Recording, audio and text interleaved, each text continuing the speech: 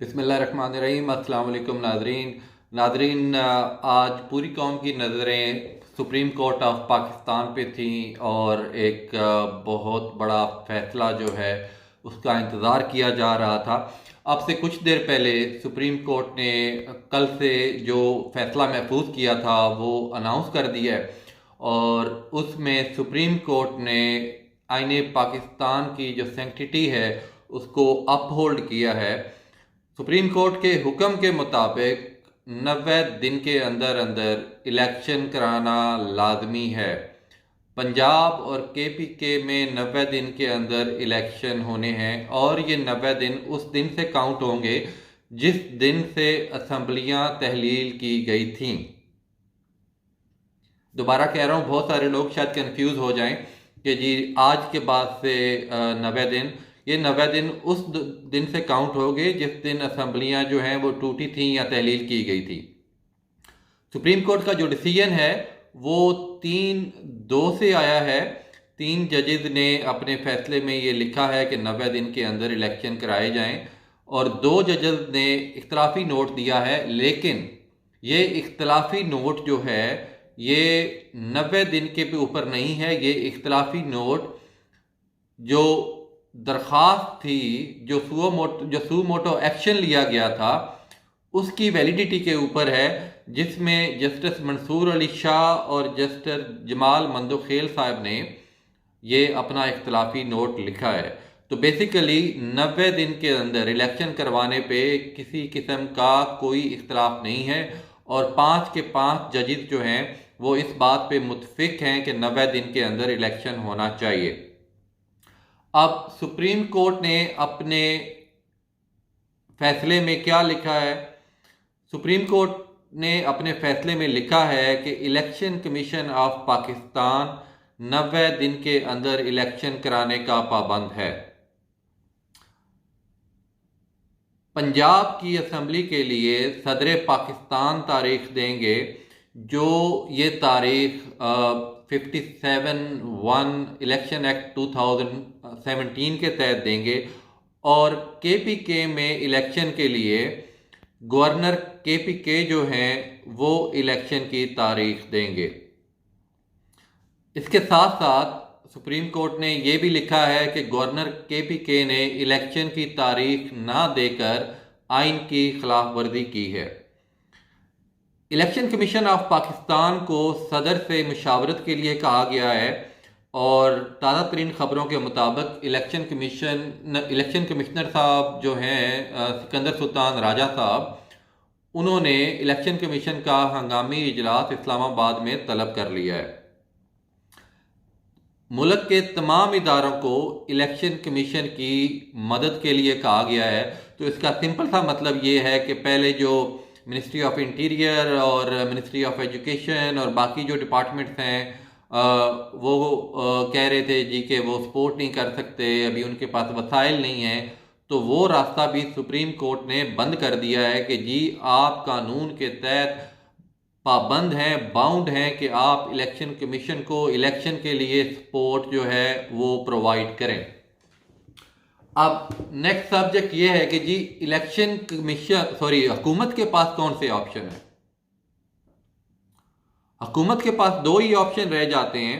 एक तो ये है कि वो इसके खिलाफ नज़रसानी अपील दायर करें और मेरी नज़र में शायद नज़रसानी अपील का कोई फैसला इनके हक में आने वाला इसलिए नहीं है कि ऑनरेबल जजेस जो हैं सुप्रीम कोर्ट के, वो शायद आइन की बुनियादी रूह के खिलाफ कभी भी नहीं जाएंगे। दूसरा उनके पास ऑप्शन ये है कि वो फुल बेंच का मुतालबा करें और उस सूरत में भी तासुर ये है कि फुल बेंच भी जो है वो सुप्रीम कोर्ट के जजेस पे होगा, मुश्तमिल होगा और वो लोग भी आइन के खिलाफ नहीं जाएंगे। हाँ, कुछ चीज़ें हो सकती हैं कि जी सुओ मोटो जो था लेना वो वैलिड था या नहीं, या इलेक्शन की डेट या सदर का इख्तियार, इस पे बहस हो सकती है, लेकिन 90 दिन के अंदर जो इलेक्शन है उस पे किसी किस्म की बहस का कोई चांस नहीं है, कोई इसके खिलाफ फैसला आने का कोई चांस नहीं है। अब नेक्स्ट क्वेश्चन कि अगर हुकूमत सुप्रीम कोर्ट का हुक्म नहीं मानती और इसकी खिलाफ वर्जी करती है तो फिर क्या होगा? अगर हुकूमत सुप्रीम कोर्ट का हुक्म नहीं मानती और इस हुक्म की खिलाफ वर्जी करती है तो आर्टिकल 187 के तहत, आईने पाकिस्तान के आर्टिकल 187 के तहत ये हुकूमत घर चली जाएगी और मौजूदा वज़ीर आज़म जो हैं वो नाअहल कर दिए जाएंगे। जैसा कि पहले वो गिलानी साहब के केस में हुआ था कि उन्होंने अदालत का हुक्म नहीं माना था और वो नाअहल कर दिए गए थे। अब नेक्स्ट क्वेश्चन कि क्या पीटीआई अपनी जेल भरो तहरीक जो है उसको जारी रखेगी? तो उन लोगों के लिए जिनको पता नहीं है कि जेल भरो तहरीक क्यों शुरू हुई थी, जेल भरो तहरीक पीटीआई या इमरान खान ने इसलिए शुरू की थी कि मौजूदा हुकूमत या इलेक्शन कमिश्नर और गवर्नर साहिबान इंतखाबात की तारीख नहीं दे रहे थे। तो अब जबकि ये 90 रोज़ के अंदर इलेक्शन करवाने का फैसला आ चुका है सुप्रीम कोर्ट की जानिब से, तो पीटीआई ने जेल भरो तहरीक ख़त्म कर दी है ऑफिशियली। आज से जेल भरो तहरीक जो है ख़त्म है और पीटीआई इस वक्त इलेक्शन के मूड में है, इलेक्शन कैंपेन के मूड में है और पब्लिक सेंटिमेंट्स जो हैं वो पीटीआई और इमरान खान की सपोर्ट में है।